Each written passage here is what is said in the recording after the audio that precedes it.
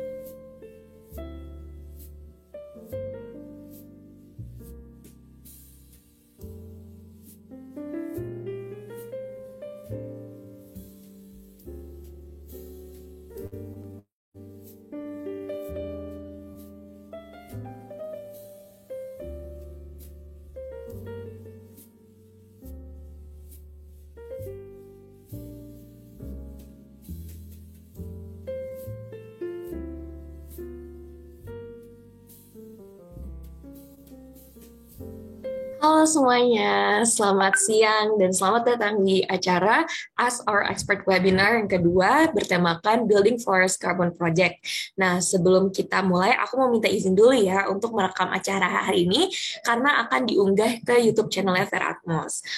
Untuk itu, aku mau nyapa-nyapa dulu nih. Halo semuanya, selamat siang Bapak dan Ibu. Semoga udah pada segar ya, udah pada makan siang. Jadi untuk acara hari ini kita bisa seru-seruan bareng, bisa diskusi bareng dan mendapatkan ilmu bareng. Nah, pertama-tama mungkin aku mau menjelaskan sedikit tentang overview ya. Kenapa sih kita mengadakan acara ini? Nah, di Indonesia sendiri itu saat ini kita lagi bersama-sama nih masyarakat global berkomitmen untuk mengendalikan dan menstabilitas suhu bumi antara 1,5 sampai 2 derajat Celcius dari tingkat suhu para industrialisasi. Nah, salah satu upaya untuk mitigasi perubahan iklim dapat dilakukan melalui kegiatan pengurangan berbasis lahan ataupun hutan, yaitu siklus proyek karbon hutan perlu dipahami dan perlu dipahami pihak khususnya oleh pengembangan proyek. Nah, untuk itu kita berkenang dengan untuk hal itu, Feral Amos di sini akan menyelenggarakan Ask Our Expert webinar dengan topik Building Forest Carbon Project, yang dimana kita ingin meningkatkan pemahaman masyarakat dan calon pengembang proyek sertifikasi untuk penurunan emisi secara aktif akibat pelaksanaan proyek hutan dan pengembangan implementasi pasar karbon supaya mitigasi perubahan iklim itu dapat terlaksana. Nah, untuk itu aku mau ingetin nih untuk para audiens di sini untuk stay tune ya sampai akhir acara. Kenapa? Karena pasti kalau bukan acara Fair Atmos nih, kalau kita nggak bakal bagi-bagi hadiah. Jadi stay tune ya, karena kita akan ada pembagian door prize di akhir acara untuk orang-orang yang terpilih. Nah, sebelum kita langsung mulai acara hari ini dan pemaparan materi oleh narasumber kita yang hebat banget, mungkin aku akan mempersilahkan nih kepada CEO dari Fair Atmos untuk menyiapkan atau menyampaikan sebuah kata sambutan. Untuk itu, kepada Karya, waktu dan tempat dipersilahkan. Terima kasih Alia. Selamat siang semuanya. Terima kasih atas waktunya yang telah diluangkan untuk acara hari ini.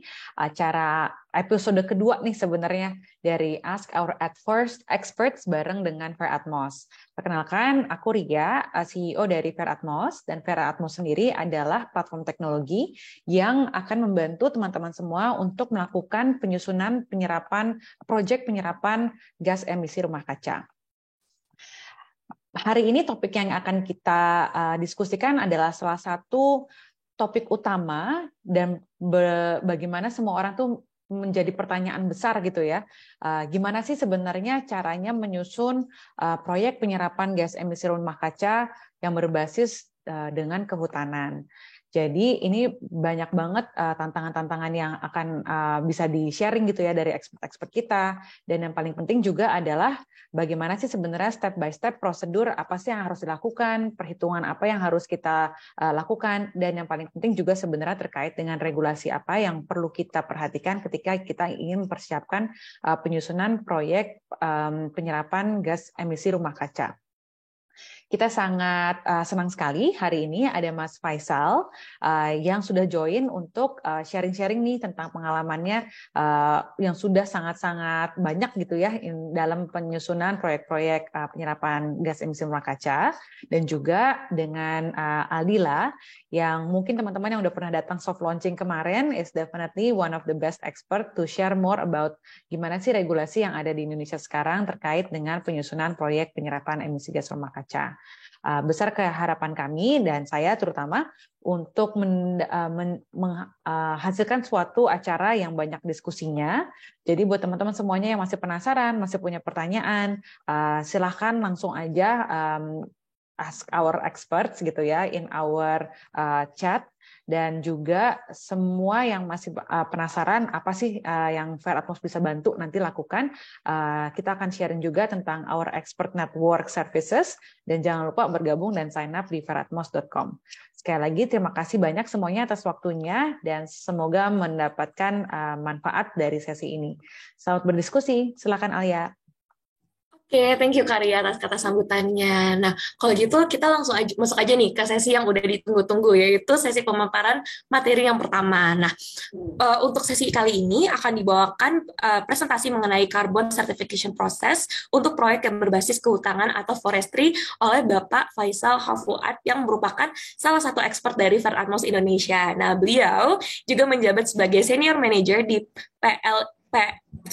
Pilih Green Network yang telah berpengalaman mengajarkan carbon project di Kalimantan Tengah, Maluku, dan Papua Selatan. Nah, jadi udah oke banget ya expertnya dan cocok banget untuk mengisi sesi hari ini. Untuk itu aku mau ini dulu kali ya, sapa dulu. Halo Pak Faisal. Halo Mbak Alia, selamat sore teman-teman semua. Halo, baik ya Pak kabarnya hari Mbak ini? Alia. Iya. Alhamdulillah baik, ini kebetulan lagi di airport, jadi nanti agak ada suara-suara mesin kopi gitu, nggak apa-apa ya? Nggak apa-apa dong Pak, hari ini kita santai aja biar teman-teman di sini juga bisa sambil diskusi bareng nih mengenai ilmu yang akan Bapak paparkan. Nah, untuk itu boleh Pak langsung aja kalau ada present ataupun share screen, waktu dan tempat dipersilahkan. Oke, terima kasih Mbak Alia, selamat sore teman-teman semua. Saya senang sekali nih kalau teman-teman bicara tentang apa namanya karbon ya. Sudah nampak belum Mbak? Ya, sudah kelihatan Pak. Oke, saya langsung aja. Baik, tadi sudah disinggung ya di awal oleh Mbak Alia dan juga beberapa waktu yang lalu kita sudah yang kedua kan ini Mbak Alia ya. Di yang pertama dulu kita pasti sudah banyak mendengar tentang apa namanya bagaimana sebetulnya semua negara di dunia termasuk di Indonesia itu memang sudah berkewajiban begitu ya, berkewajiban untuk sama-sama mempercepat pencapaian penurunan emisi gas rumah kaca, karbon dioksida dan gas-gas lainnya begitu ya. Nah, sore ini nanti saya lebih banyak paparan singkat saja. Teman-teman jangan khawatir, silakan nanti kalau ada hal-hal yang ingin didiskusikan lebih lanjut, silakan dicatat atau disampaikan via chat ya, nanti Mas Aska atau teman-teman yang akan bisa meng-highlightnya, kemudian kita bisa ngobrol lebih lanjut. Baik teman-teman, untuk awal ya, saya sebenarnya lebih meng-highlight aja apa yang sudah disinggung oleh Mbak Ria, dan bukan hanya hari ini, saya pikir di beberapa kesempatan teman-teman Fair Atmos sudah sangat sering menyinggung apa yang disebut sebagai NDC begitu ya. Jadi kita Indonesia adalah salah satu negara yang tentu juga sama dengan yang lain yang sudah apa namanya mengesahkan atau mendeklar kepada dunia nasional dan juga kepada seluruh stakeholder nasional itu melalui banyak policy ya. Kita sudah cukup lama ya, mulai dari undang-undang tahun 94 itu kita sudah mengesahkan UNFCCC. Kemudian tahun 2004 kita sudah mengesahkan pengesahan Kyoto Protocol. Kemudian yang terakhir tahun 2016 yang lalu kita sudah mulai menyusun apa yang kita sebut sebagai NDC atau Nationally Determined Contribution. Gitu. Nah teman-teman, saya hanya ingin menekankan bahwa apapun yang kita lakukan nanti dalam konteks perdagangan karbon, emission trading dan lain-lain, itu tidak lain dan tidak bukan ya. Ini seperti bicaranya Bu Menteri beberapa kali ya, dan beberapa pejabat biasanya. Jadi perdagangan karbon tidak boleh lepas dari niat awal. Untuk apa? Untuk mengimplementasikan apa yang tertulis di dalam NDC ini. Nah, itu kan suara kita sudah mulai dengar. Jadi NDC kita sebetulnya sudah cukup dinamis ya teman-teman ya. Untuk periode 5 tahun terakhir ini aja kita sudah menyusun NDC sampai 3 kali. Nah yang terakhir kemarin Kementerian Kehutanan selaku koordinator, tetapi juga didukung oleh kementerian lainnya sudah melaunching apa yang disebut sebagai enhanced NDC. Jadi teman-teman nanti jangan khawatir kalau kita sudah ngobrol dengan teman-teman yang menanyakan komitmen Indonesia, kita sudah sangat hebat komitmennya. Termasuk yang terakhir dari komitmen awal yang sering dibilang sebagai 29% dan lain-lain itu sudah kita naikkan ya. Sudah naik menjadi 31% di beberapa kondisi begitu. Nah, teman-teman saya ingin memberikan catatan saja bahwa NDC termasuk yang terakhir kita sampaikan atau disampaikan oleh pemerintah Indonesia dalam beberapa pertemuan internasional yang disebut sebagai NDC itu yang menyebutkan angka bahwa kita itu memang berjanji untuk mengurangi total emisi GRK kita sebesar 31%. Itu angka yang tidak main-main ya. Tapi terus terang kalau saya pribadi memang sangat mengapresiasi ya kepada komitmen-komitmen bapak-bapak kita yang ada di kementerian, ibu-ibu di lembaga penelitian. Komitmen ini sangat besar. Nah, 31% ini tentu tidak hanya bisa dicapai dengan satu strategi ya. Kalau di Kementerian Kehutanan misalnya atau di banyak forum internasional kita mengenal 9 strategi pencapaian NDC. Nah, salah satunya itu adalah apa yang kita sebut sebagai market mechanism atau mekanisme pasar begitu ya. Nah, saya pikir teman-teman juga pasti sudah aware bahwa dalam konteks pengurangan emisi, pasar ini sebetulnya adalah ukuran dari betapa publik itu sudah mulai memiliki kesadaran ya. Jadi kalau kesadaran kita sama-sama mengurangi emisi, maka tentu ada willingness to pay, ada komitmen untuk membayar, ada kemauan untuk memberikan penghargaan. Nah, cara seperti itulah yang kemudian kita sebut sebagai mekanisme berbasis pasar ya. Dan itulah juga yang menyebabkan munculnya carbon market atau pasar karbon. Nah sebetulnya penerapan mekanisme berbasis pasar ini kembali saya tekankan bahwa ujung-ujungnya juga bukan hanya soal terjadinya jual beli karbon atau trading yang bersifat keuntungan, tidak. Tetapi itu adalah bagian yang sangat penting untuk membantu pencapaian komitmen dari 31,8%, 89% tadi. Gitu. Nah kemudian baru saja kita juga mungkin sama-sama mengikuti, sama-sama membaca berita, mendengarkan podcast dan sebagainya dalam konteks perundingan iklim yang baru saja selesai di COP27 di Mesir. Nah, salah satu pasal dari Paris Agreement tahun 2015 itu adalah yang berkenaan dengan artikel 6 namanya ya, atau pasal ke-6. Nah, pada pasal ke-6 inilah sebetulnya mekanisme pasar itu sudah mulai diatur lebih rigid ya. Karena di Paris Agreement di awal-awal sebetulnya belum terlalu rigid ya mengaturnya begitu. Nah, dalam konteks perdagangan karbon inilah maka kalau kemarin mungkin banyak teman-teman mengikuti bagaimana artikel 6 itu didiskusikan cukup alot di Mesir dalam COP27. Nah, kita juga mengetahui bahwa sebetulnya perdagangan karbon ini sebuah terminologi yang kadang-kadang juga tidak terlalu jelas begitu ya. Masih juga ada beberapa pengertian yang barangkali kurang tepat gitu, tetapi kembali ke yang sudah awal saya sampaikan bahwa ini tidak lain dan tidak bukan adalah sebuah cara untuk semua pihak mencapai target-target NDC di semua negara, termasuk di dalam negeri sendiri, tetapi itu menggunakan komitmen-komitmen untuk mengembangkan market, begitu ya. Ada yang menjual, ada yang membeli, ada yang menghasilkan, ada yang mengkonsumsi. Nah, kemudian atas konsumsi, penjualan dan lain-lain itu tentu ada selisih dan lain-lain begitu. Itu yang kemudian kita sebut sebagai jual beli pasar karbon. Nah, secara umum sebetulnya kita mengetahui di UNFCCC dikenal ada dua semacam dua pola begitu ya, ada dua skema. Nah, skema perdagangan karbon yang pertama itu kita sebut sebagai cap and trade. Cap and trade itu artinya entity yang tadinya melakukan proses produksi barang dan jasa tetapi dia mengemisi GRK, maka dia sebetulnya punya cap, punya jatah, punya batasan maksimal berapa dia emisi begitu. Nah, kadang-kadang dia kemudian melebihi cap itu, maka dia kemudian melakukan trading atau tukar menukar dengan pihak-pihak yang memiliki kelebihan dalam konteks pengurangan emisi. Nah, itu yang kita sebut sebagai cap and trade. Nah, skema yang kedua itu adalah sebetulnya offset. Nah, offset itu yang nanti akan kita banyak bahas di sektor kehutanan ya. Oke, teman-teman. Itu tadi pengantar awal saja, mudah-mudahan cukup memberikan minat kita untuk diskusi. Saya hanya ingin menunjukkan bahwa di periode-periode berikutnya ketika pemerintah Indonesia menyampaikan INDC itu sebetulnya adalah suatu perkembangan dari NDC-NDC sebelumnya ya. Pada tahun 2016 saya ingin menyampaikan bahwa dulunya yang disebut sebagai emisi sektor kehutanan itu disebut sebagai sektor volume gitu ya.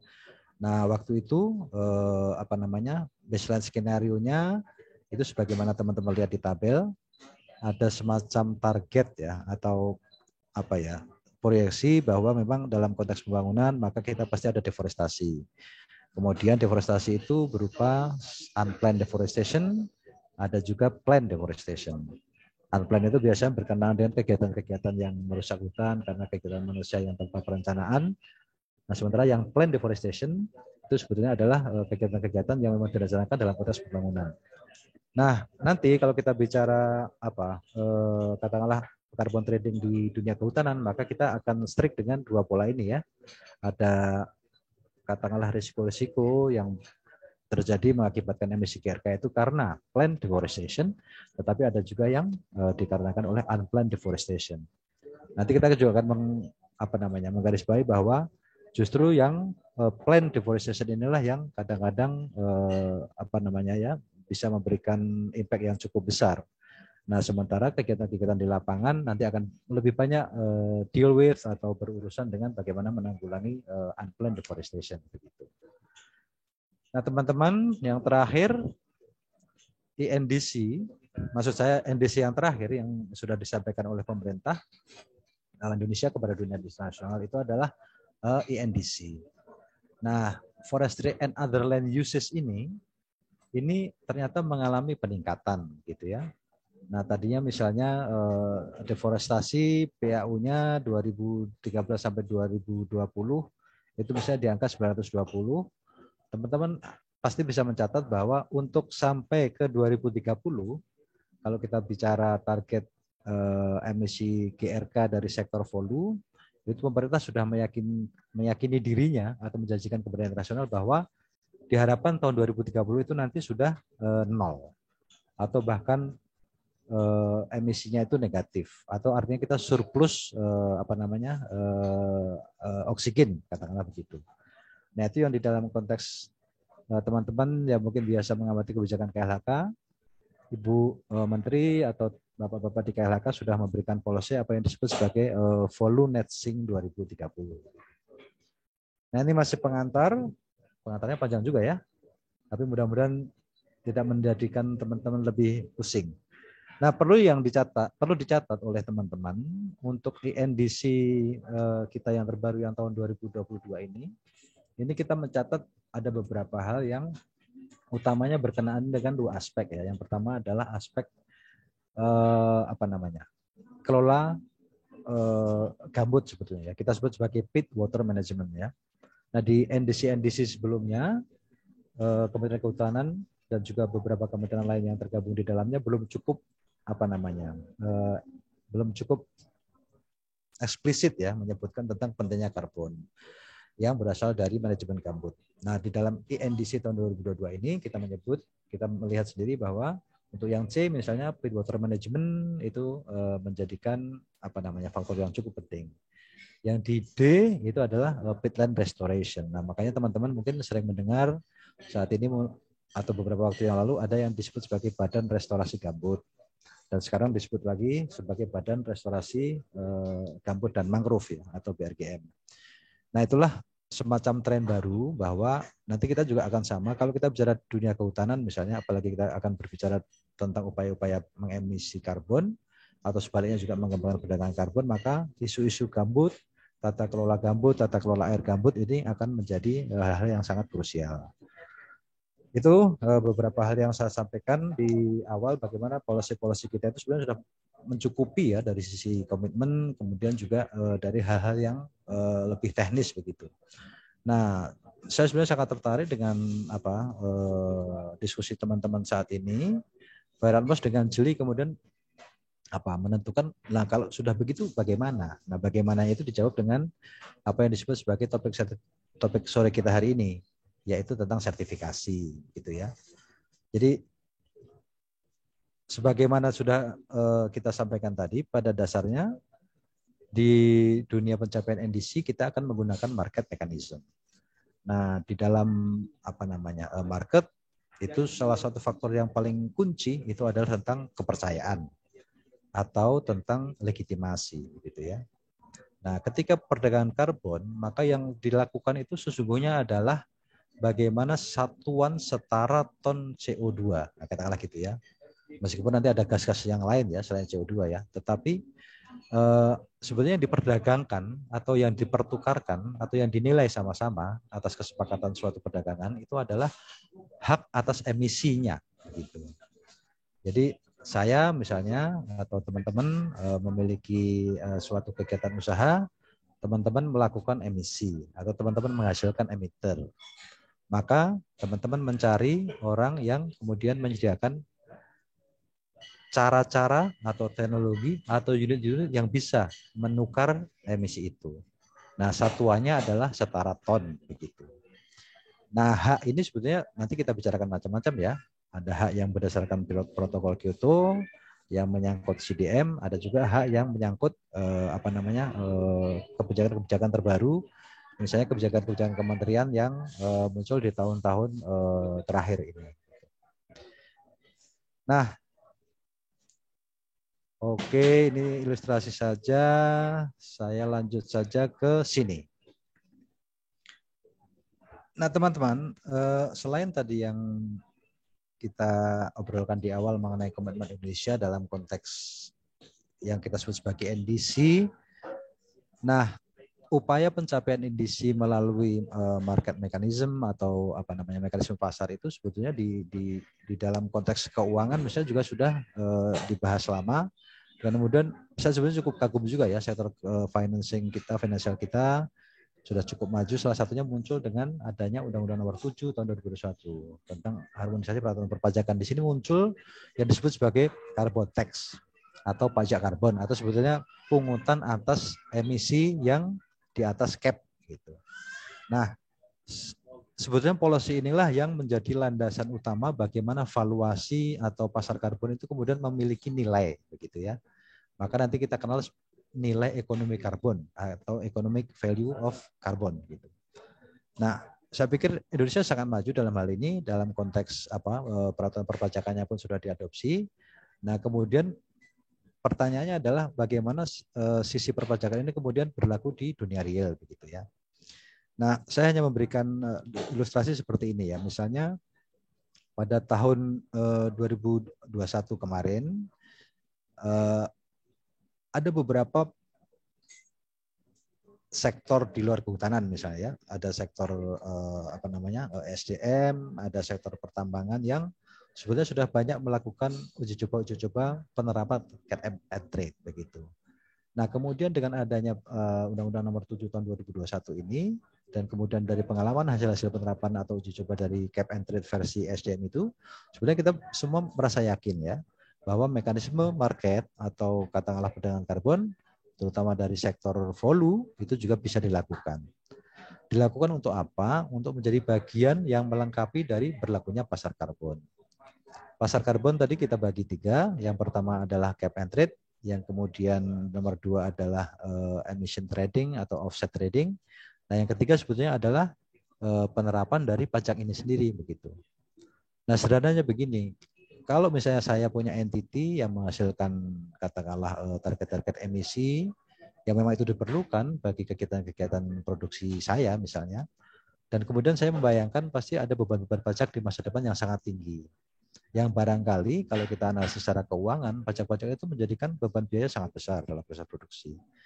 Nah, alih-alih misalnya saya tetap menggunakan teknologi-teknologi yang sama, maka saya kemudian berusaha mencari partner, mitra, yang kemudian bisa menjadikan emisi saya misalnya, itu bisa turun dari cap yang tadi. Nah, itulah nanti yang akan kita bahas di dalam pasar-pasar perdagangan karbon, khususnya karbon hutan. Lanjut. Nah, teman-teman, saya hanya ingin menekankan ya, ini hanya ilustrasi bahwa sebenarnya barangnya itu lebih penting ini, begitu ya. Nah, di dalam Paris Agreement tahun 2015 itu ada artikel 13, ada pasal 13 itu yang menyebutkan bahwa memang kalau kita mulai menerapkan dimanapun negaranya ya, kalau kita mulai menerapkan katakanlah market mechanism untuk pencapaian NDC melalui pasar karbon, maka suatu kerangka transparansi nasional itu harus sudah terbentuk begitu. Nah, inilah sebetulnya nanti PR utama atau sebetulnya hal yang layak kita tunggu lah ya, karena sebenarnya PR-nya sih sudah menjadi PR pemerintah yang berjalan sekarang, dan Bapak Ibu di beberapa kementerian sudah sangat sibuk untuk menyusunnya. Nah, kerangka transparansi nasional inilah yang nanti akan bisa menjadikan acuan kita untuk melakukan pasar karbon. Termasuk kalau kita bicara perdagangan karbon hutan atau forestry carbon market begitu. Nah, yang disebut kerangka transparansi nasional itu dijadikan adanya paling tidak ada 4 hal ya, meskipun sebagian teman-teman menyebut ada 5. Yang pertama adanya sistem registry ya.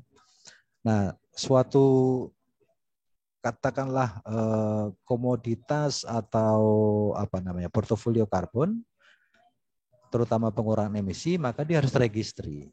Tidak lucu kalau dia nggak terregister begitu, karena kalau tidak terregister berarti barangnya nggak ada begitu.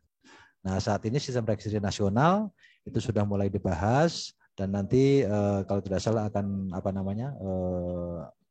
diampu atau diasuh oleh Kementerian Kehutanan melalui Dirjen PPI atau Dirjen Penanggulangan Perubahan Iklim. Teman-teman nanti kalau mau iseng nanti ketik aja www.srn begitu ya, di situ akan ada beberapa informasi dan juga contoh-contoh yang sudah terregister di SRN. Nah, yang berikutnya adalah sistem inventarisasinya. Nah, inilah suatu ruang yang teman-teman saya yakin juga masih sangat terbuka untuk berbagai macam inovasi ya. Ada 5 sektor tadi yang kita janjikan di NDC untuk menurunkan emisi. Masing-masing sektor itu punya metodologi, punya sistem inventarisasi yang sangat dinamis sebetulnya. Apakah emisi dari industri, apakah emisi dari kehutanan, emisi dari pertanian, emisi dari waste atau persampahan dan lain-lain. Masih sangat terbuka. Nah, teknologi-teknologi makin maju, teman-teman muda ini, Gen Z dan lain-lain, saya pikir sangat penting ya untuk berkontribusi dalam konteks sistem-sistem inventarisasi ini yang lebih valid, reliable dan lain-lain begitu. Nah, itu juga menjadi bagian dari daya topang kita terhadap kerangka transparansi sebagaimana ditentukan oleh pasal 13 Peraturan Paris. Nah, yang berikutnya adalah MRV-nya atau monitoring, reporting dan verifikasi. Jadi setelah terregister, kemudian katakanlah tata cara perhitungan GRK-nya valid, maka dia juga harus bisa termonitor, dia harus bisa terlaporkan atau terreportkan, tetapi juga bisa terverifikasi. Nah, MRV inilah yang juga menjadi hal yang sangat-sangat dinamis, sangat-sangat memerlukan inovasi-inovasi baik teknologi, pengetahuan maupun juga skill-skill lainnya. Nah, kita juga tahu di lapangan misalnya teman-teman sudah makin inovatif dengan berbagai macam perangkat untuk menilai emisi, melaporkan emisi dan lain-lain. Nah, teman-teman, saya juga ingin menekankan ada 2 hal yang terakhir yang ini sebetulnya tidak cukup banyak justru dibahas di dalam konteks perdagangan karbon, terutama yang perdagangan karbon yang industrial ya. Nah, kalau kita bicara perdagangan karbon yang land based atau berbasis lahan atau seperti kehutanan, nanti sebenarnya kalau kita bicara blue carbon atau ocean based, marine based itu sama. Kita perlu memerlukan sistem informasi safeguard ya. Jadi kita pasti akan menyadari atau sampai kepada titik di mana semua inisiatif tentang pengembangan katakanlah karbon berbasis lahan ataupun berbasis perairan itu pasti akan menimbulkan dampak ya, baik dampak sosial, dampak seperti AMDAL ya, dampak sosial, dampak lingkungan dan sebagainya begitu. Nah, itulah pentingnya safeguard, pentingnya rambu-rambu, pentingnya penjagaan supaya dampak-dampak yang buruk itu tidak terjadi, tetapi sebaliknya justru dampak-dampak yang baik yang muncul. Nah, sistem inilah yang sebetulnya nanti akan menjadi nilai lebih dari suatu proyek. Proyek-proyek pembangunan karbon ya, karbon hutan terutama. Maka nanti kalau kita bicara sertifikasi itu ada beberapa level ya gitu. Salah satunya kalau yang sudah menerapkan safeguard itu pasti akan lebih baik nilainya. Nah, yang terakhir teman-teman, saya ingin menyampaikan bahwa kembali ke tadi bahwa tujuan perdagangan karbon sebenarnya adalah kembali ke menyumbang untuk pencapaian emisi. Maka sebetulnya sistem informasi dan data tentang indeks yang berkenaan dengan emisi itu juga harus muncul. Nah, ini juga kembali ke teman-teman yang biasanya kalau teman-teman kan ini sudah tentang teknologi baru, bagaimana kerentanan, bagaimana pencapaian pengurangan emisi dan lain itu bisa terekam nyata di lapangan, bisa katakanlah dilaporkan di tingkat tapak, bisa di kampung, kabupaten, provinsi dan lain-lain, dan itu harus terbuka untuk publik. Itu catatan saya teman-teman sebelum kita bicara ke apa itu sesungguhnya sertifikasi ya. Jadi sertifikasi sebenarnya hanyalah salah satu komponen yang memang juga penting dalam konteks apa? Dalam konteks menjamin bahwa yang namanya mekanisme perdagangan karbon sebagai bagian dari pencapaian NDC sebagaimana diatur oleh pasal 13 Perjanjian Paris itu harus ada dalam kerangka transparansi. Nah, sertifikasi itu adalah salah satu alat untuk mencapai transparansi. Baik teman-teman, ini lanjut saja. Tadi saya singgung dalam konteks kehutanan, misalnya di kementerian kita sudah semacam diarahkan atau diberi rambu-rambu, diberi channeling untuk mitigasi yang berkenaan dengan sektor kehutanan itu ada di dalam koridor policy yang disebut sebagai Indonesia Volume Net Sink, atau teman-teman ada yang menyebut IFNET gitu ya, IFNET 2030. Nah itu ada paling tidak ada 6 ya. Tadi sebagaimana sudah kita singgung di depan, ada pencegahan penurunan laju deforestasi atau katakanlah rusaknya hutan gitu ya, penurunan tutupan, kehilangan pohon dan lain-lain, itu yang A. Kemudian pengendalian degradasi hutan-hutan konservasi atau kerusakan-kerusakan kawasan-kawasan lindung, kawasan konservasi begitu. Nah, yang tidak kalah penting adalah C, pembangunan hutan tanaman. Jadi area-area yang tadinya kosong atau hutannya kurang, tutupan vegetasinya tidak terlalu full, itu kemudian ditanami. Nah, yang D, yang keempat itu adalah pengelolaan hutan lestari. Nah, ini sebagian teman-teman misalnya kalau mungkin kenal dengan atau berhubungan dengan para pemegang PBPH atau perizinan berusaha pengelolaan hutan, aspek ini cukup penting ya. Bagaimana mungkin di waktu yang lalu pengelolaan hutannya tidak cukup lestari gitu ya. Nah, harapannya dengan adanya prospek dari perdagangan karbon, maka kegiatan atau metodologi atau strategi-strategi untuk mencapai pengelolaan hutan lestari di dalam nomor D ini bisa dikembangkan gitu ya. Ini tidak hanya berkaitan dengan kayu ya, tetapi juga dalam pengembangan hasil hutan non kayu. Nah, yang lebih umum lagi adalah yang nomor 5, itu adalah tentang rehabilitasi ya. Jadi prinsipnya pada beberapa area yang kritikal yang tadinya sebetulnya harusnya bisa berhutan, maka itu bisa direhabilitasi. Baik dengan rotasi itu artinya yang dia nanti misalnya ditanami kayu, kemudian nanti ditebang, itu rotasi. Tapi kalau tadinya kosong, tapi memang tadinya harus dihutankan lagi seumur hidup misalnya, maka itu non-rotasi. Nah, rehabilitasi baik rotasi maupun non-rotasi itu sama-sama masuk ke lingkup nomor 5 ini. Nah, yang terakhir, sebagaimana tadi kita sudah singgung di depan, ada pengelolaan gambut. Nah, mungkin di dalamnya ini termasuk juga mangrove ya. Nanti teman-teman kalau yang biasa mungkin hobi dengan marine atau sektor blue carbon, itu konteksnya nanti kan nomor 6 itu. Nah, teman-teman, inilah sebetulnya 6 lingkup yang sama-sama punya potensi yang sangat luar biasa dalam konteks pengembangan perdagangan karbon dari sektor kehutanan ya, atau Forestry Carbon Development Program ke depan. Oke. Saya sudah kena peringatan belum ya, Mbak Arya ya? Mudah-mudahan belum ya. Udah Pak, sebenarnya ini sesinya udah habis nih. Mungkin dari sini kita kasih kesempatan aja dulu kali ya buat di chat untuk pertanyaan, untuk nanti kita bahas di sesi Q&A gitu ya Pak. Oke, saya kira itu dulu ya Mbak ya. Nanti hal teknis bisa kita ngobrolkan lebih lanjut ya. Terima kasih. Saya kembalikan ke Ya, Mbak Alia terima ya. kasih banyak loh pemaparannya. Ini benar-benar insightful banget sih. Dan aku juga, pribadi juga belajar banyak hal baru dari pemaparan Bapak sendiri. Nah, untuk itu teman-teman semua yang ada di sini, aku mau ngenalin nih untuk sesi 2 atau speaker kita selanjutnya, yaitu ada Ibu Aldila selaku Government Relations and Legal Advisor di Fair Atmos Indonesia. Mungkin untuk Kak Aldila, aku sapa-sapa dulu nih. Halo Kak Aldila. Halo, halo. Sorry, Halo. aku sambil di jalan ya. Soalnya ada urgent. Oh, it's okay, Kak. Semoga baik-baik aja ya. Thank you, thank you. Yes, yes.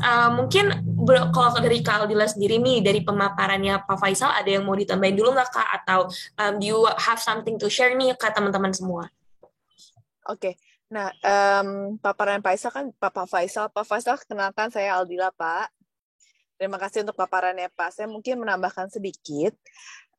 Yang ditunggu saat ini berarti adalah untuk perdagangan karbon ke luar negeri itu bisa, pemerintah KLHK tuh harus tanda tangan perjanjian mutual recognition sama Vera, sama Plan Vivo, sama Gold Standard. Nah, setelah tanda tangan itu, step yang kedua harus ada baseline yang per subsektor. Setelah itu, nanti kalau sudah ada pemenuhan NDC, baru kita bisa jualan. Nah, pertanyaannya itu adalah, kapan kalau gitu pemerintah Indonesia tahu udah memenuhi NDC atau belum?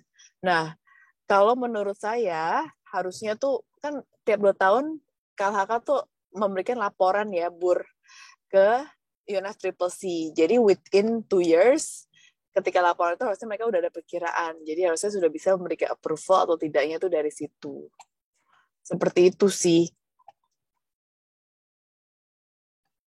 Nah, kalau kita lihat skema paparannya ini, jadi untuk karbon sendiri ada yang berbasis market, ada yang non-market. Nah, kalau yang market itu adalah yang jualan ya. Kalau di Permen NEK, itu ada 2, perdagangan emisi dan offset emisi. Bedanya apa sih? Kalau perdagangan emisi itu untuk industri ataupun kegiatan usaha yang sudah ada batas atasnya. Jadi misalnya buat industri tertentu sudah diatur bahwa maksimal emisinya adalah boleh sekian ton. Nah, ketika melebihi atau di bawah itu, mereka baru boleh trading.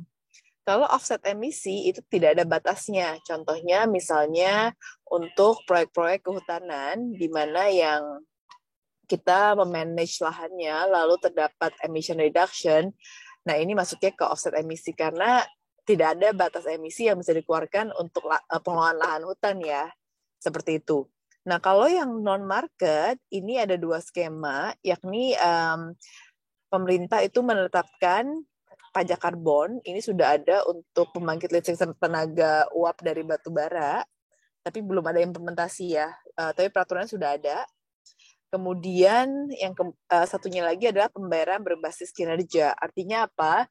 Jadi untuk emisi yang berhasil diturunkan itu tidak didagangkan, tapi meminta semacam pembayaran dari pemerintah Indonesia. Nah, ini melalui BPDLH seperti itu. Jadi ada berbagai skema yang dapat dilakukan ketika ingin mengelola suatu proyek dalam rangka menurunkan emisi.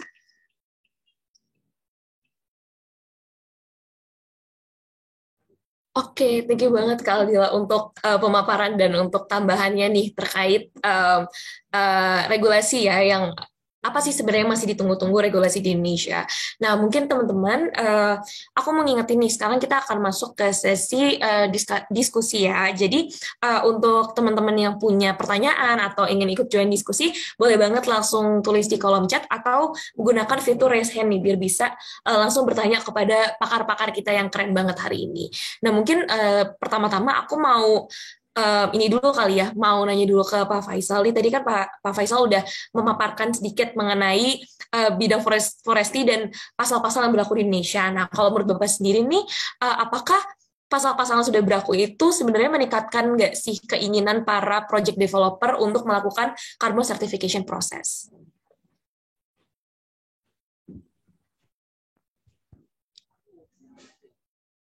Terdengar ya Mbak ya? Ya, terdengar Pak.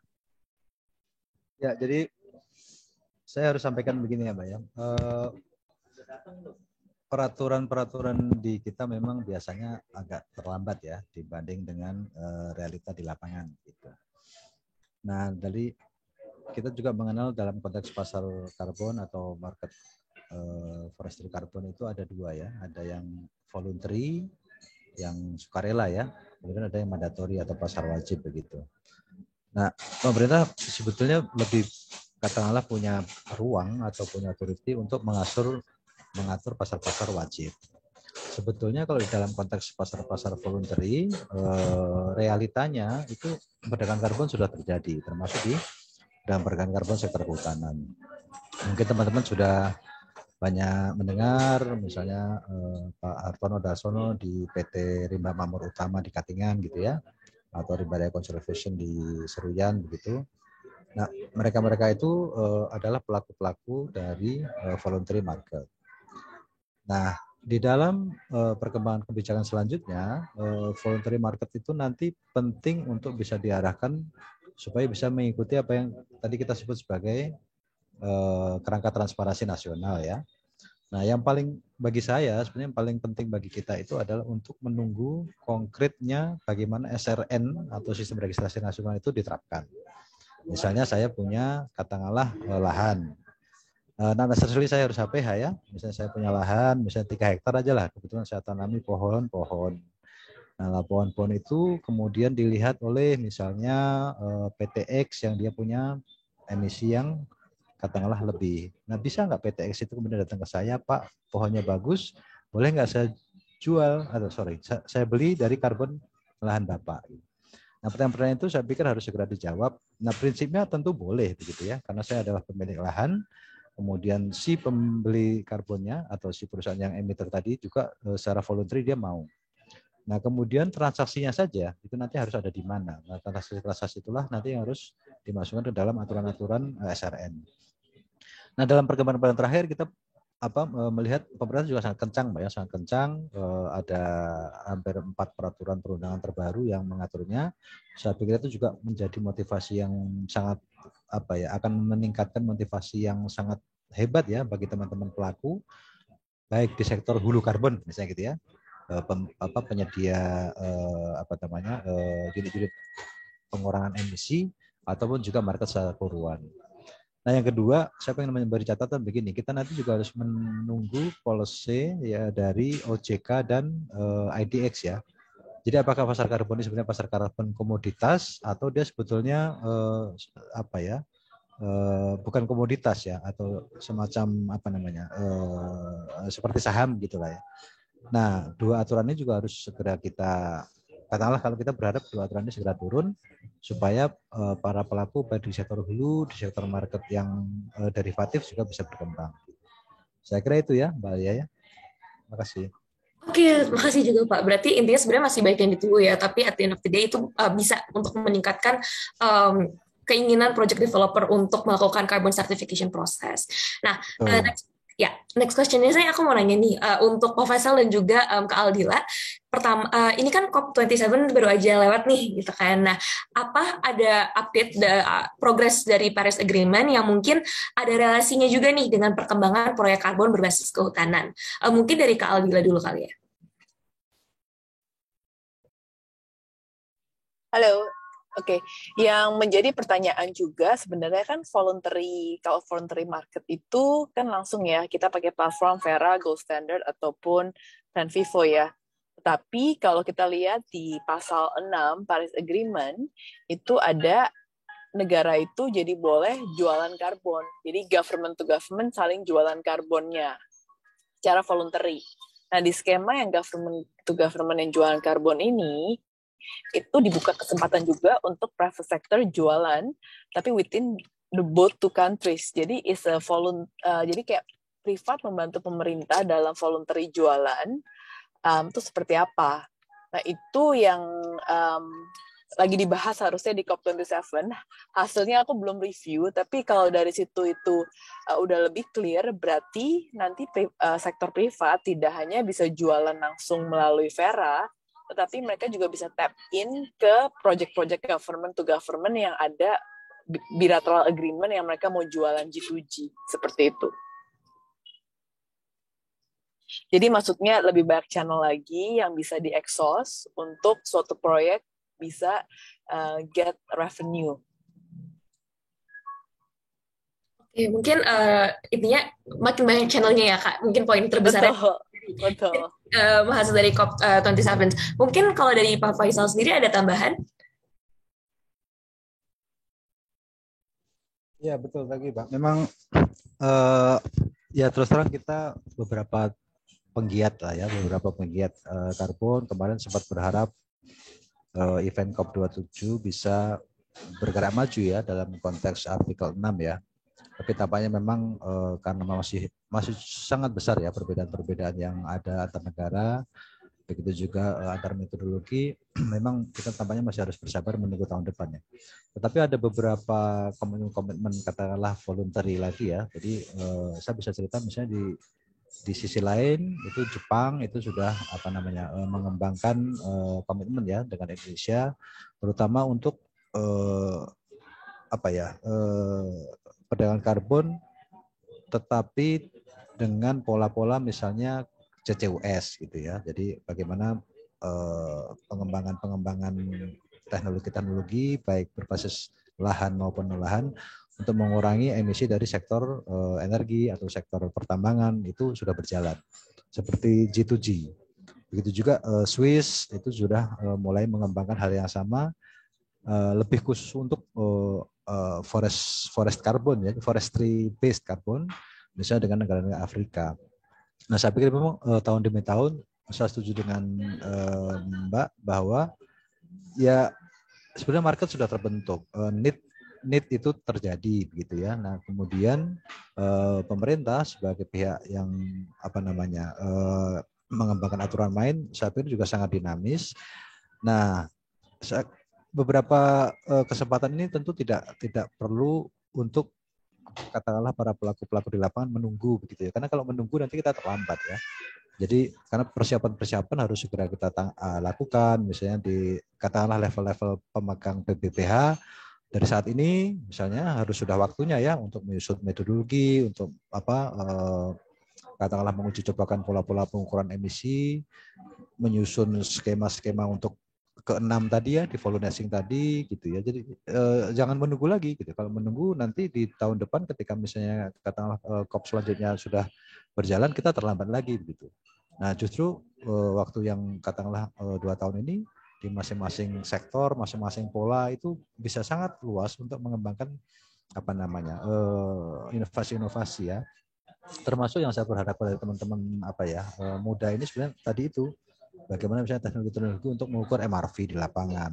Apa bedanya blue carbon di lamun, bedanya dengan karbon di mangrove. Misalnya gitu ya. Apa bedanya hutan di Kalimantan dengan hutan di Papua. Apa bedanya hutan tanaman jenis A dengan B dan lain-lain.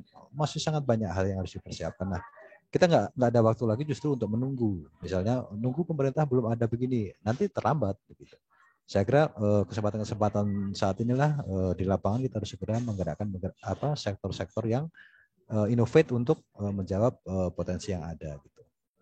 Begitu Mbak Alia ya. Thank you. Oke, siap. Terima kasih Pak. Berarti intinya sebenarnya udah setuju ya sama Kak Aldila, channelnya udah banyak tapi sebenarnya masih banyak lagi masih bisa dikembangkan untuk menjawab challenges-nya itu. Nah, mungkin aku mau segue ke pertanyaan selanjutnya nih. Kalau gitu kan tadi udah disebutin juga sama Pak Faisal, sebenarnya masih ada loh tantangan ataupun masih ada permasalahan yang belum selesai dan sebenarnya kita nggak bisa tunggu menunggu banyak hal gitu ya. Nah, dari permasalahan yang ada ataupun challenges yang ada, apakah apa sih yang masih perlu dikembangkan atau yang belum dikembangkan yang bisa mendukung carbon certification proses ini, mulai dari pasal ataupun teknologi yang diharapkan dari Pak Faisal ataupun Kak Aldila cepat untuk ada gitu ya. Mungkin dari Pak Faisal dulu. Oh ya, aku duluan ya Mbak Dila ya. Oke, jadi gini Mbak, ini pengalaman pribadi aja ya, karena memang secara teks memang masih jarang tersedia ya. Jadi gini Mbak, dalam konteks pengembangan katakanlah pasar karbon berbasis hutan, ada 3 aspek sebenarnya yang masih sangat penting untuk kita perkuat ya. Yang pertama itu tentang penjaminan long lasting ya. Jadi misalnya kita punya proyek A, nah kita harus bisa menjamin itu supaya dampak jangka panjangnya itu betul-betul terjaga gitu ya. Tidak boleh hoax ya, tidak boleh hoax. Misalnya kita bilang katakanlah di PDD di rencana proyek itu bilang kita bisa menjaga atau mengurangi karbon dalam waktu sekian tahun dan itu permanen, maka itu tiba-tiba tidak permanen. Nah, itu kacau nanti. Jadi permanensi, long lasting itu harus menjadi salah satu yang harus kita perhatikan.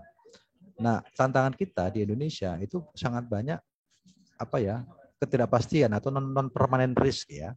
Nah, saya punya hutan, taruhlah di Papua, di Kalimantan, di Sumatera ya. Tiba-tiba misalnya gitu ya, gara-gara kebakaran hutan misalnya atau gara-gara ada konflik lahan, nah hutannya rusak.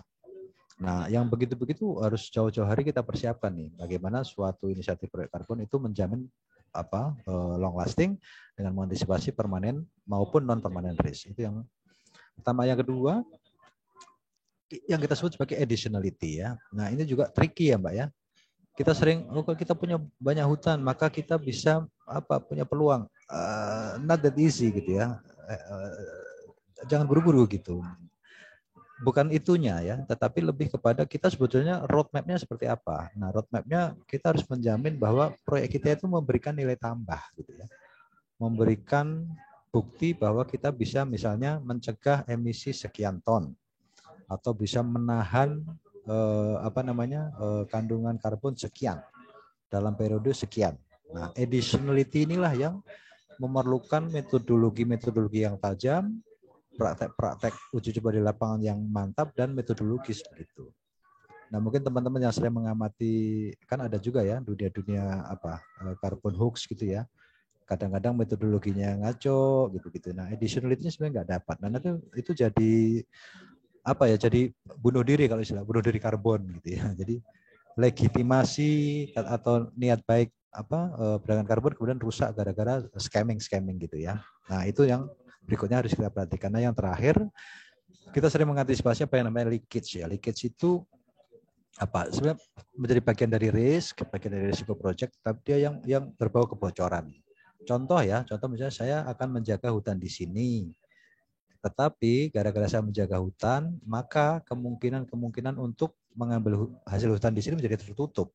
Nah, itu menimbulkan risiko bagi tempat lain. Nah, itu kebocoran. Nah, kebocoran seperti itu harus kita antisipasi ya. Nggak boleh kita tutup di sini tapi menyebabkan emisi di tempat lain. Nggak bisa begitu gitu.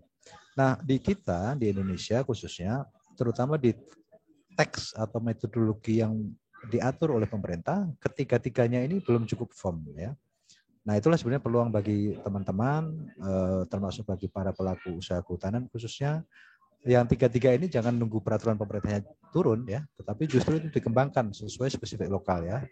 Justru itu untuk memperkuat katakanlah kekayaan metodologi, penguatan teknik yang nanti justru diadopsi oleh pemerintah. Jangan menunggu pemerintah bikin policy baru jalan. Itu kira-kira Mbak ya. Nah, thank you Mbak ya.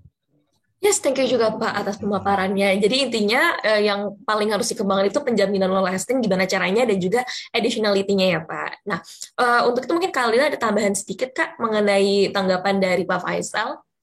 Ya, betul. Sepakat dengan Pak Faisal. Tambahan sedikitnya adalah kalau untuk yang seperti itu kan sebenarnya kalau suatu proyek udah mau menjalankan itu, yang paling, kalau misalnya menjadi project owner, yang paling cepat adalah harus mencari partner project developer yang emang sudah mengerti dan bisa mengembangkan ya PDD-nya. Atau kalau bahasa Indonesia sekarang dokumennya namanya dokumen DRAM. Nah,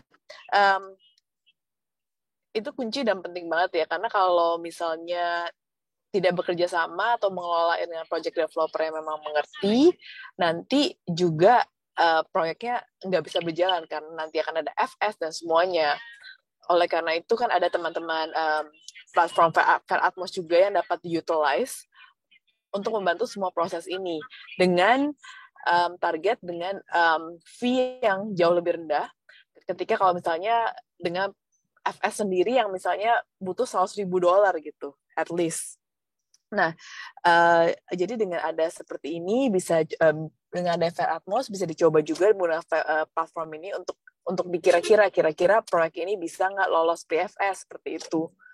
Nah, sambil menunggu pemerintah, jadi kan pemerintah menurut saya pasti agak lama ya, karena masih banyak nih PR-nya pemerintah. Dan di samping itu jangan nunggu pemerintah keluarin semua baru launch proyeknya. Kenapa? Karena untuk proses VDD dan proses semua ini juga butuh waktu sangat lama juga. Jadi kalau misalnya bisa start lebih cepat, supaya nanti ketika peraturannya sudah ada tuh juga udah langsung jalan proyeknya, bukan memulai dari awal baru nyusun dokumennya, seperti itu.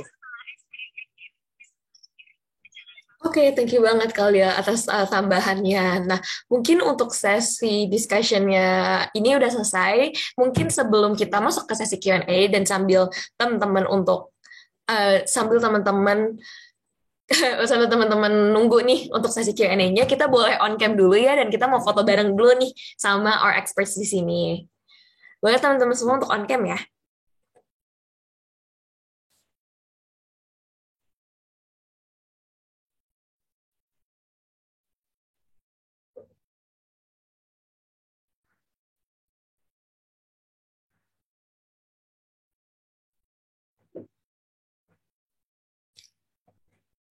Oke. Mungkin sebentar lagi nih bisa kita mulai nih sambil nunggu teman-teman yang on cam dulu. Yuk, kita langsung on cam aja. Oke. Untuk sesi dokumentasi akan aku pimpin ya. Sebentar. Oke. Oke, senyum. 1, 2, 3. Oke, untuk slide berikutnya. 1, 2, 3. Oke, karena cuma ada 2 slide, jadi sesi dokumentasi udah selesai ya. Dan sekarang aku akan buka untuk sesi Q&A gitu. Mungkin untuk teman-teman yang di sini yang mau bertanya, boleh banget langsung taruh di kolom chat aja. Nanti boleh langsung unmute, ataupun nanti kalau misalkan lagi ada kendala koneksi, boleh aku bacain.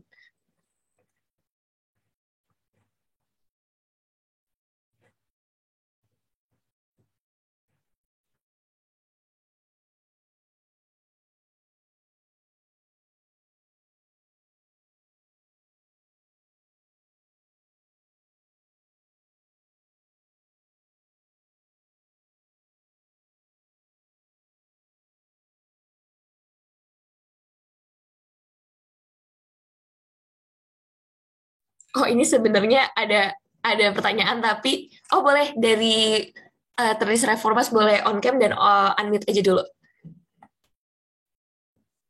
Ya, dipersilakan. Assalamualaikum warahmatullahi wabarakatuh. Maaf Mas, suaranya agak kecil. Kecil ya. Iya. Apakah sudah jauh lebih jelas, Mbak? Ya, jauh lebih jelas. Oke. Baik, perkenalkan saya Tradis Reformas dari KKI Warsi.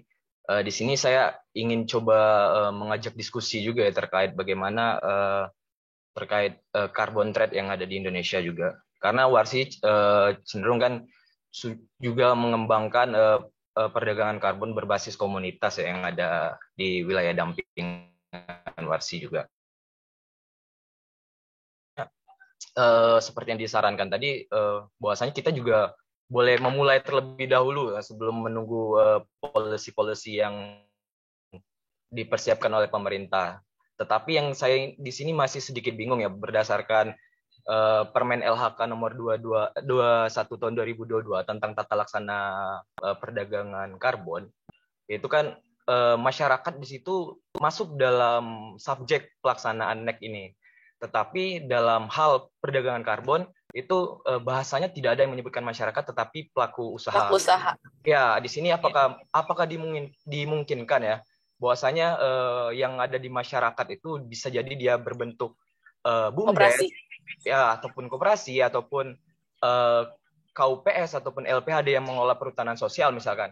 Itu dimungkinkan untuk dilaksanakannya mereka sebagai subjek perdagangan karbon seperti itu. Karena kenapa juga kalau kita berkaca juga pada Permen 9 PP 23 2021 kan sebenarnya imbal jasa lingkungan atas karbon itu masuk ke poin yang mana? Apakah dia bisa masuk ke poin perdagangan karbonnya atau dia masuk pada poin RBP-nya, seperti itu. Yang perlu clear juga, yang mungkin serendah-rendahnya pengetahuan saya bisa dibantu juga kan menjelaskan terkait itu. Yang selanjutnya itu saya pengen tahu juga terkait voluntary carbon tadi, apakah yang dimaksud dengan perdagangan karbon berbasiskan perjanjian itu apakah sudah diatur belum? Kalau saya baca dalam Permen 21 tahun 2022 ini kan di pasal 18 sampai 21 itu seperti itu bentuk voluntary carbon. Bisa jadi kalau yang teman-teman di sini cenderung lebih memahami, boleh dijelaskan itu bentuk lain dari voluntary carbon atau memang itu bentuk dari voluntary carbon. Karena juga kenapa di situ ada kayak perdagangan karbon, tetapi dalam perjanjian itu tidak memindahkan unit karbon di dalam perjanjian itu. Seperti itu. Yang selanjutnya itu, kalaupun nanti dimungkinkan ya, perdagangan karbon itu dilaksanakan oleh masyarakat, besar harapannya juga kita bisa mendorong peningkatan kapasitas di masyarakat, bagaimana mereka dapat mengelola perdagangan karbon secara mandiri. Karena kenapa? Perlu kita sadari juga terkadang yang melewati birokrasi pemerintahan itu cenderung lebih lambat ya. Karena apa? Harapannya besar juga. Sebenarnya kan fungsi dari perdagangan karbon ataupun pelaksanaan ini salah satu bentuk dari bagaimana masyarakat itu bisa mendapatkan manfaat tanpa mereka menebang hutan. Seperti yang kita ketahui di masyarakat cenderung kan bahwasanya mereka ingin hal yang cukup cepat seperti itu. Apakah itu dimungkinkan untuk diberikan ya dorongan ke pemerintah terhadap peningkatan kapasitas masyarakat, kalaupun itu nanti dimungkinkan. Mungkin seperti itu yang bisa saya sampaikan. Dan juga kalaupun tadi ya terkait menunggu polusi baru, jangan menunggu polusi dulu baru jalan, itu sejauh mana sih yang harus kita laksanakan sebenarnya. Jangan sampai nanti sering khawatirnya ya, sudah kita jalankan ternyata polusinya keluar, bertentangan dengan polisi tersebut. Nah, seperti itu yang sering jadi kekhawatiran kita juga seperti itu. Terima kasih. Wassalamualaikum warahmatullahi wabarakatuh. Oke, thank you Kak. Boleh mungkin dari Kak Aldila dulu untuk langsung menambahi ya. Boleh Pak Gadis. Memang betul Pak Gadis pengamatannya luar biasa ya. Jadi memang kalimatnya selalu pasti pelaku usaha Pak. Nah, tapi menurut saya mengapa? Karena masyarakat ketika ingin menjual karbon udah harus ada bentuk hukumnya Pak, legal entity-nya. Apakah masyarakat yang nanti membentuk koperasi atau membentuk CV atau membentuk PT ya, untuk dapat mengelola hal tersebut. Karena untuk mengelola suatu lahan walaupun berbasis masyarakat juga kan tidak hanya satu masyarakat ya Pak ya, maksudnya tidak hanya satu orang individual. Jadi oleh hal tersebut yang perlu dilakukan adalah nanti Bapak perlu diskusi dengan teman-teman di lapangan. Nanti ketika udah mau ngelola ini, mau bentuknya tuh di bawah apa, seperti itu.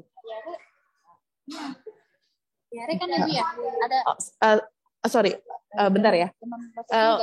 Mungkin Pak Faisal dulu boleh bentar aja. Sorry, bentar. Oke, boleh. Mungkin Pak Faisal ada yang mau menanggapi dari statement dan pertanyaan dari Kak Radis tadi? Ya, Mas Ragis, makasih ya. Salam ini untuk teman-teman Warsi ya. Saya termasuk salah satu yang mengagumi juga teman-teman Warsi yang zaman dulu belum ada orang berpikir hutan atau karbon hutan, teman-teman Warsi sudah. Saya setuju saja dengan Mas Adis. Jadi begini, sangat banyak batasan-batasan ya dalam konteks dengan karbon ini.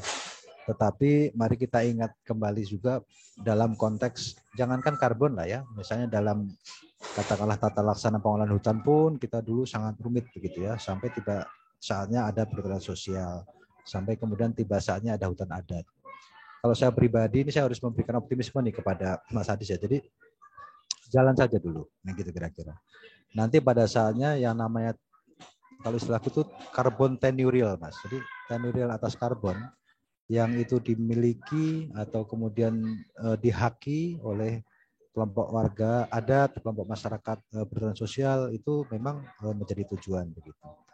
Nah, masih banyak batasan-batasan di dalam peraturan yang berjalan sekarang ya, baik Perpres NEK, nanti juga akan keluar Permen LHK kan baru 2, nanti akan ada 2 lagi dan hampir semuanya juga masih membatasi. Apalagi nanti kalau yang disebut sebagai MRV gitu ya, bagaimana misalnya suatu unit pemegang persetujuan perhutanan sosial harus melakukan MRV, kemudian melaporkannya melalui SRN, kemudian dia nanti diverifikasi oleh kementerian, kemudian dia nanti baru mendapatkan haknya. Itu panjang gitu dan pasti bikin agak disparate gitu. Tetapi saya sendiri dalam konteks, dan ini juga sebenarnya saya salah satunya belajar dari teman-teman Warsi, di lapangan sebetulnya mekanisme-mekanisme yang dituntut untuk menjalankan suatu kredibel carbon trade dalam konteks kehutanan itu berjalan. Nah, itulah justru yang harus kita tunjukkan gitu ya, baik ke pemerintah, baik ke pelaku usaha non masyarakat maupun juga kepada pelaku-pelaku lainnya. Justru yang disebut sebagai community based carbon trading inilah yang di banyak tempat, di banyak lokasi itu yang paling suitable, yang paling layak, yang paling perlu dipromot begitu. Karena intinya kembali ke tadi, karbon ini hanya simptom ya atau hanya simbol. Intinya apa sih? Intinya menjaga komitmen NDC, melestarikan hutannya gitu ya. Nah, karbon ini menjadi salah satu ukuran saja. Nah, sebetulnya kalau kita kembali ke ide awal, siapa yang paling jago melestarikan hutan? Masyarakat dong, warga adat dong. Nah, kira-kira gitu. Jadi, ya mari Mas ya. Jadi, saya sih memahami kalau kita bicara tentang tata aturan, tata laksana, prosedur, verification, scheme macam-macam sangat complicated gitu. Dan Indonesia salah satu yang paling complicated. Tapi kembali ke semangat awal ya, bahwa ya itu tadi, the tenure of forest, the tenure of carbon, the tenure of climate mitigation effort itu sebetulnya yang lebih penting untuk dipromot di level tapak. Dan itulah sebetulnya sesungguh-sungguhnya pencapaian NDC adalah NDC yang dilakukan sendiri oleh warga adat, dilakukan sendiri oleh masyarakat, yang manfaat utamanya juga untuk mereka. Saya pikir itu ya Mbak ya, mudah-mudahan bisa menjadi spirit kita semua. Thank you Mbak Alia. Thank you Pak Faisal, dan thank you juga untuk pertanyaannya. Nah, tapi sayang sekali nih untuk sesi tanya jawab ini tuh udah berakhir. Jadi untuk pertanyaan maaf banget harus kita hold dulu, dan mungkin nanti bisa ketemu di lain waktu kali ya untuk bertanya atau untuk bisa dijawab pertanyaan-pertanyaannya ini. Nanti pasti pertanyaannya bakal disampaikan ke Pak Faisal juga untuk pertanyaan yang di chat atau pertanyaan yang belum bisa dijawab. Nah, untuk itu saat ini aku mau ngasih waktu dulu nih kepada Kak Yogi. Mungkin Kak Yogi bisa on cam dulu. Halo, suaraku kedengeran Kak? Oke, kedengeran nih Kak. Ini ada beberapa hal nih teman-teman yang mau disampaikan sama Kak Yogi di sini. Mungkin Kak Yogi boleh waktu dan tempat kupersilahkan. Ya, aku matiin kamera ya, sinyalnya di sini lumayan kurang baik. Jadi mungkin Aska boleh minta tolong.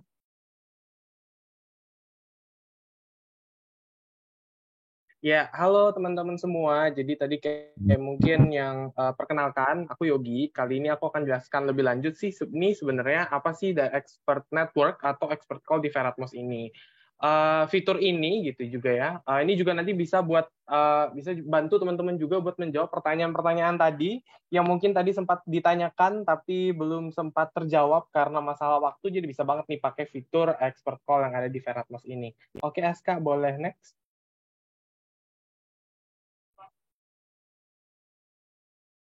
Oke.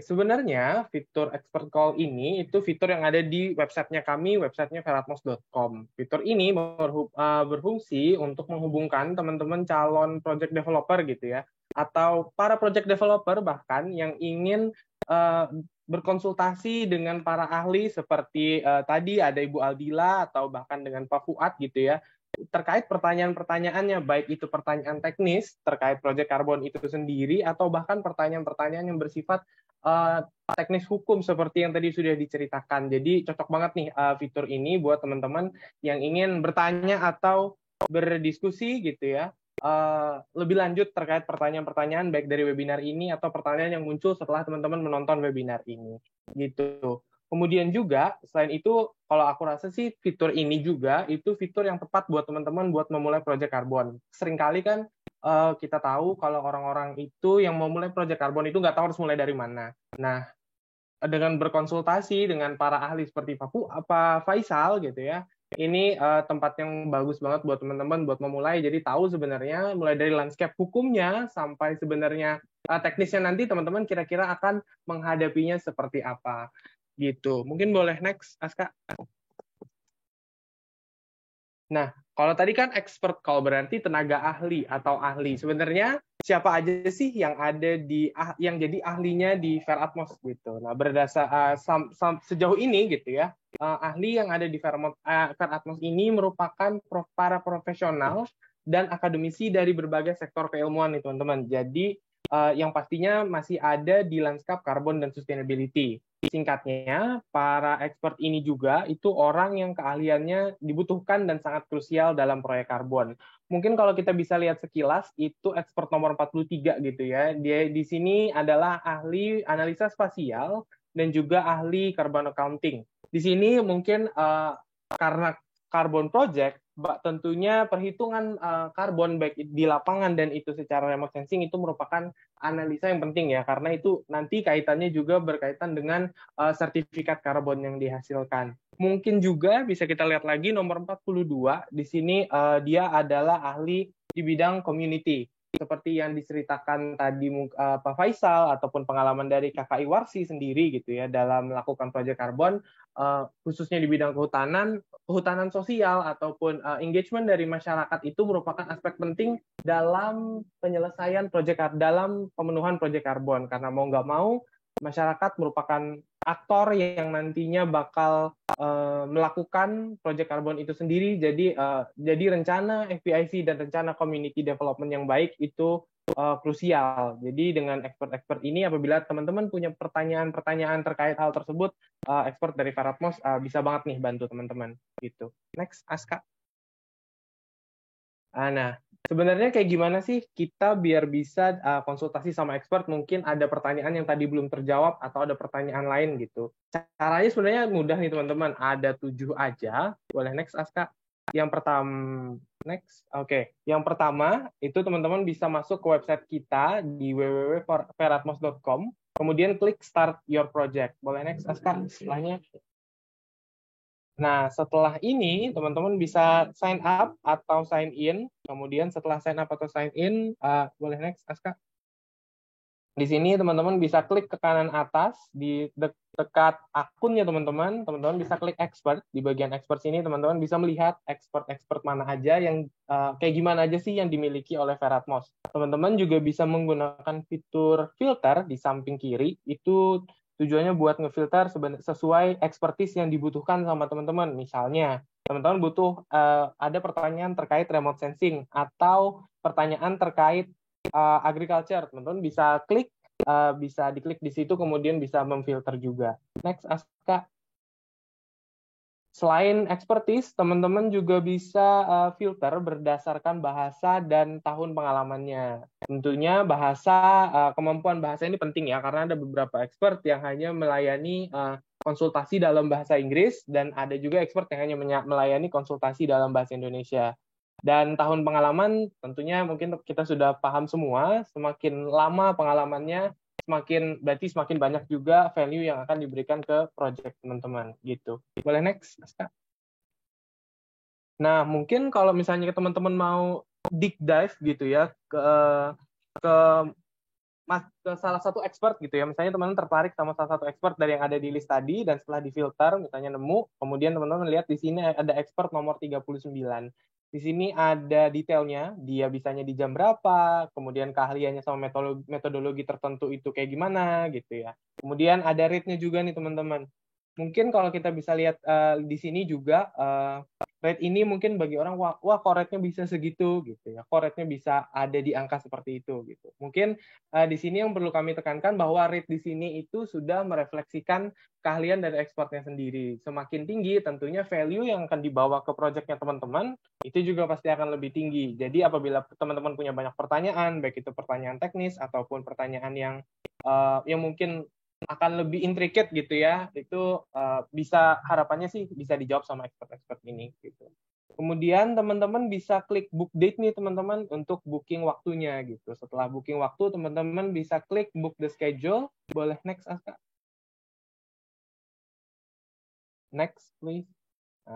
Nah, kemudian next. Nah, teman-teman di sini bisa lihat tanggal, berdasarkan di tanggal tersebut dia tersedia di waktu apa berapa saja. Next, Aska.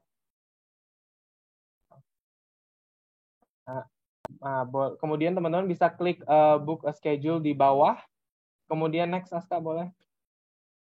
Nah, setelah teman-teman klik book schedule di bawah, teman-teman nanti akan dapat list seperti ini. List ini isinya sebenarnya adalah kayak jadwal konsultasinya teman-teman dengan expert siapa aja di jam berapa. Teman-teman bisa klik join now kalau memang waktunya sudah pada waktu yang teman-teman pilih dan sudah ditentukan juga gitu. Kemudian setelah teman-teman klik join now akan masuk ke link tempat teman-teman akan melakukan konsultasi. Boleh next?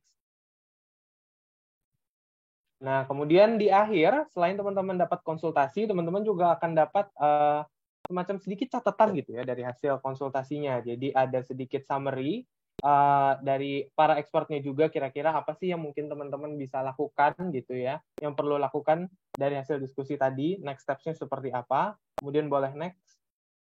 Selain itu, teman-teman juga bisa melakukan survei kira-kira terkait seberapa puas teman-teman dengan layanannya dan apa yang bisa diperbaiki dan kira-kira dari ekspornya sendiri apa juga yang bisa diperbaiki dari seluruh prosesnya itu tadi. Boleh next, Aska?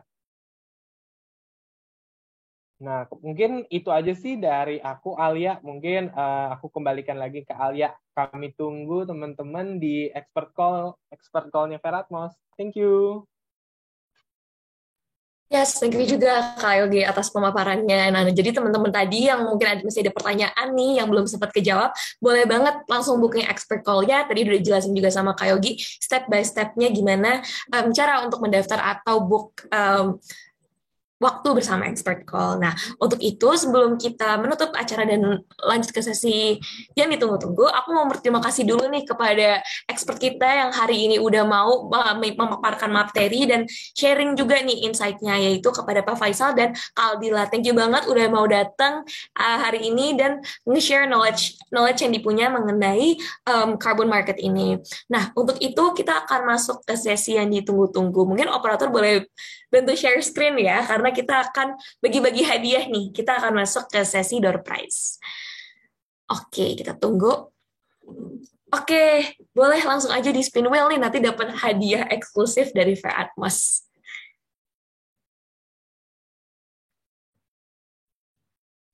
Ini deg-degan kali ya, siapa yang kira-kira dapat nih. Oke, kepada Syasif Zali, Syasif Sazali, boleh on cam atau misalkan komen di chat nih, biar bisa dikontak sama panitia untuk mendapatkan hadiahnya. Oke, kita ada 2 pemenang ya, jadi satu lagi boleh dibantu operator untuk share screen, untuk spin wheel. Oke, kira-kira siapa nih ya yang laki? Oke, selamat Pak Syasif. Oke, hore menang. Oke, yang kedua ada Neiko. Oke, boleh juga ya tolong di chat nih untuk Kaneko nih di sini biar dapat hadiah dari Veratmos. Nah, mungkin udah waktunya ya karena kita dapat 2 pemenang. Siapa sih kira-kira dapat apa sih hadiah dari Veratmos? Nah, dari Veratmos sendiri itu bakal bagi-bagi kaos kita nih yang super eksklusif. Aku lagi gak ada contohnya ya, mungkin kalau ada biasanya dipantangin gitu ya. Tapi kaosnya beneran keren banget, bagus banget, dan semoga dipakai ya buat jalan-jalan gitu. Kan udah mau Sabtu Minggu nih, udah mau weekend, udah mau holiday. Wah, mau banget. Oke, mungkin bisa di lain kesempatan ya, atau di webinar selanjutnya ikut juga Kak Radis nih, Mas Radis, biar bisa ikut dan menang hadiah dari Veratmos. Tinggal nyari teman jalannya nih. Oke, mungkin yang di sini yang berkenan boleh bantu juga nih ya di chat mungkin biar bisa jalan bareng-bareng. Kita kan pakai kaos Veratmos lucu juga nih berdua. Oke, untuk itu tak terasa nih ya kita seru-seruannya udah selesai, sayang banget. Jadi sekali lagi terima kasih kepada speaker dan kepada expert kita yaitu Pak Faisal dan Kak Aldila untuk telah memaparkan materinya. Nah, mau diingetin juga teman-teman di sini apabila ingin membooking call gitu ya, bisa langsung ke website kita at www.veratmos.com. Dan juga bisa untuk follow Instagram kita nih @veratmos.id. Untuk itu, aku Alia Andrina pamit untuk diundur diri dan semoga kita bisa ketemu di lain waktu. Terima kasih, sampai jumpa. Sampai jumpa.